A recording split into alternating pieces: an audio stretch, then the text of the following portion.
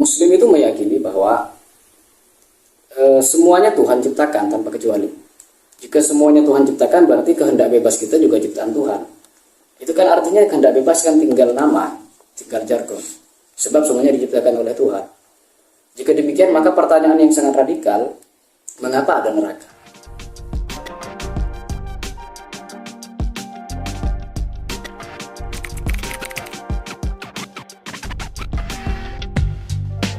Salam sejahtera untuk semua, selamat datang di channel Iman Nalar. Channel ini ke depan akan mengupas hal-hal yang reflektif dan provokatif. Tentu sesuai namanya, Iman Nalar, gabungan dari iman dan nalar. Karena memang kata Albert Einstein itu, agama tanpa ilmu itu lumpuh, ilmu tanpa agama itu buta. Ibaratnya itu kita mau ke Jakarta, tapi kita nggak punya maps, kita nggak akan nyampe. Kenapa? Karena maps itu adalah penuntun kita menuju tujuan. Maps itu ibarat agama. Tapi kita juga butuh syarat kedua, yaitu butuh kendaraan. Kendaraan itu ilmu. Karenanya iman dan nalar, agama dan ilmu, sampai kapanpun harus selalu bergandengan. Tidak boleh kita memilih satu di antara keduanya. Nah, untuk edisi perdana kali ini saya akan mengupas tema lawas, tetapi sampai sekarang belum mendapatkan jawaban tuntas. Meskipun sampai bisa dikatakan sampai kiamat gak akan ada jawaban tuntasnya, tetapi bukan berarti itu tidak perlu kita bahas. Ibarat makan tidak makan kita akan mati, bukan berarti kita tidak makan. Yaitu tema itu adalah takdir. Pertanyaan tentang takdir dalam sejarah Islam itu melahirkan setidaknya 3 golongan besar. Pertama Jabariyah, kemudian Qadariyah, dan yang terakhir itu Ahlus Sunnah. Untuk hal ini Ahlus Sunnahnya saya batasi pada Asy'ariyah. Jabariyah itu bilang bahwa tidak ada yang namanya kehendak bebas. Kita itu digerakkan sepenuhnya oleh takdir. Semua yang terjadi tanpa kecuali adalah takdir. Bahkan saya yang sekarang pun itu juga takdir. Kemudian Jabariyah, kalau Jabariyah itu bilang manusia punya kehendak bebas, nggak ada takdir. Keduanya sudah adalah 2 kutub yang berlawanan. Nah, Asy'ariyah, yaitu Abul Hasan Al-Asy'ari yang menjadi pendiri dari golongan Asy'ariyah, mencoba menjawabnya secara sintesis. Menurut Asy'ariyah itu manusia punya kehendak bebas, tetapi dalam kaitannya dengan takdir Tuhan, skenario yang Tuhan tetapkan di Lauh Mahfuz misalkan, kan tempat takdir itu Lauh Mahfuz. Jadi menurut Asy'ariyah itu manusia itu ibarat main film. Kalau orang ingin main film, itu kan ada skenario-nya. Nah, tugas aktor ataupun aktris, tugas aktor di situ adalah bagaimana dia memerankan skenario itu semaksimal mungkin. Jadi takdir ada, tetapi mewujud tidaknya di dunia itu tergantung seberapa maksimal manusia mengusahakannya. 3 pandangan ini sekalipun sudah cukup lama diperbincangkan, masih mengidap kekurangan yang cukup akut, terutama pandangan Abul Hasan Al-Asy'ari selaku pelopor dalam aliran Sunni, di mana di Indonesia kan rata-rata muslimnya adalah muslim Sunni. Nah, pandangan Al-Asy'ari itu manusia punya kebebasan, tapi dalam kerangka memaksimalkan takdir Tuhan di Lauh Mahfuz. Jika begitu kan sebenarnya sama saja manusia tidak bebas kan. Nah, kebebasannya pada akhirnya menghamba pada keputusan yang Tuhan tetapkan dari atas. Maksudnya bukan Tuhan ada di atas. Yang kedua, kerancuan yang kedua, kita semua meyakini, Muslim itu meyakini bahwa semuanya Tuhan ciptakan tanpa kecuali. Jika semuanya Tuhan ciptakan, berarti kehendak bebas kita juga ciptaan Tuhan. Itu kan artinya kehendak bebas kan tinggal nama, tinggal jargon. Sebab semuanya diciptakan oleh Tuhan. Jika demikian, maka pertanyaan yang sangat radikal, mengapa ada neraka? Di mana kasih sayang Tuhan untuk orang-orang yang masuk neraka? Itu untuk konteks akhirat, untuk konteks eskatologi. Untuk konteks sekarang, mengapa ada kejahatan? Mengapa ada penderitaan?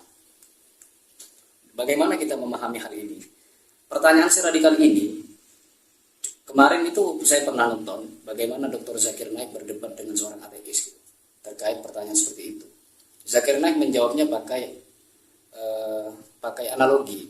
Kalau guru memberikan soal 1 tambah 1 sama dengan 2, kemudian murid menjawab 3, yang salah siapa? Guru atau murid? Tentu yang salah murid. Hanya saja analogi semacam itu cukup apa ya, cukup rancu. Kenapa? Karena guru di situ membuat soal dari pengetahuan yang sudah diakui bersama, diakui benar. Sedangkan posisi Tuhan dengan manusia tidak sesederhana itu. Tuhan bisa saja menciptakan kehidupan tanpa neraka, semuanya hidup di surga. Mengapa hal-hal semacam itu tidak terjadi? Nah, pertanyaan seradikal ini, pertanyaan senakal ini sebenarnya jauh-jauh hari sudah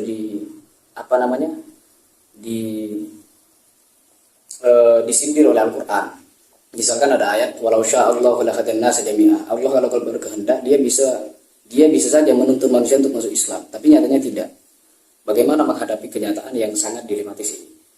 Nah, kalau kita menjawabnya pakai teologi, kita nyaris tidak akan menemukan jawaban. Kenapa? Karena teologi yang berkembang selama ini itu adalah teologi positif, teologi yang basisnya adalah keyakinan bahwa Tuhan itu bisa dijelaskan. Muhammad Al-Fayyad di bukunya Teologi Negatif Ibnu Arabi, Kritik atas Metafisika Ketuhanan, diterbitkan oleh Elkis di Yogyakarta tahun 2012. Di buku itu dia memaparkan ada 3 karakter umum dari teologi positif. Pertama, tematisasi ada. Keyakinan bahwa ada, termasuk Tuhan, itu bisa dijelaskan. Kemudian positivisasi ada. Ada, atau untuk konteks ini, Tuhan itu bisa kita hubungkan dengan kategori, kita bisa menyebarkan kategori padanya. Makanya dulu para filsuf misalkan menamakan Tuhan Al-Jauhar, Al-Jauhar itu artinya substansi, inti, hakikat dan sebagainya. Kemudian kalau dalam ilmu kalam itu ada penyebutan ad-dzat, as-sifat. Kalau dalam dunia filsafat di Yunani itu disebut dengan prima causa gitu. Nah, kenapa Tuhan bisa dinamakan, dilabeli dengan hal begitu? Karena ada anggapan tersirat dalam teologi bahwa Tuhan itu sifatnya positif, bisa kita sematkan pakai suatu kategori dan macam-macam konsep dan sebagainya. Yang ketiga karakter dari teologi positif ialah ekonomi ada. Tuhan itu seakan-akan berada dalam satu dimensi dengan kita, sehingga kita bisa menjelaskannya. Nah, termasuk efek dari teologi positif adanya paradoks ketuhanan. Misalkan Al-Farabi, ini orang yang pertama mengajukan pertanyaan cukup nakal, bisakah Tuhan menciptakan batu yang dia sendiri nggak bisa mengangkatnya? Pertanyaan senakal dan sekontroversial itu sebenarnya berangkat dari teologi positif, teologi yang basisnya itu Tuhan bisa dijelaskan, seakan-akan Tuhan berada dalam satu dimensi dengan kita, sehingga pertanyaan yang mestinya itu diajukan ke manusia bisa diajukan kepada Tuhan. Nah, kembali lagi ke pertanyaan semula, kalau Tuhan Maha Pengasih, kenapa Dia menciptakan neraka? Itu tidak bisa kita jawab pakai teologi positif. Kita harus menjawabnya pakai teologi yang cukup baru, yaitu teologi negatif. Apa itu teologi negatif? Bentar dulu ya, saya mau merokok.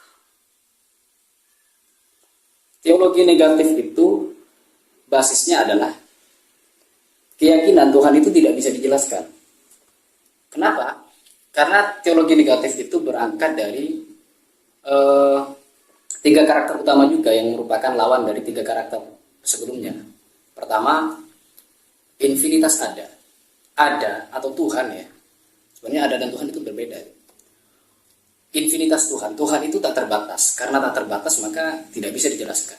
Yang kedua, paradoksialitas Tuhan. Tuhan itu